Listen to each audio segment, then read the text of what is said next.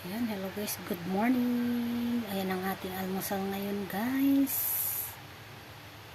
Ayan, blessed Saturday po. Ayan ang ating almusal ngayon sa aking pamilya. Ayan yung tira kagabi guys na ham. At saka egg. Ayan. At may sabaw din tayo guys. Noodles, laki beef.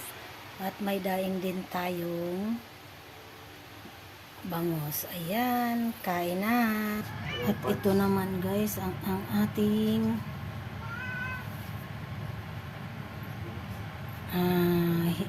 slicein mamaya. Ang ulam namin mamaya ay gulay. Ayan, with giniling pork. Ayan, ang ating sausawan guys, sibuyas, kamatis. Ayan, good morning.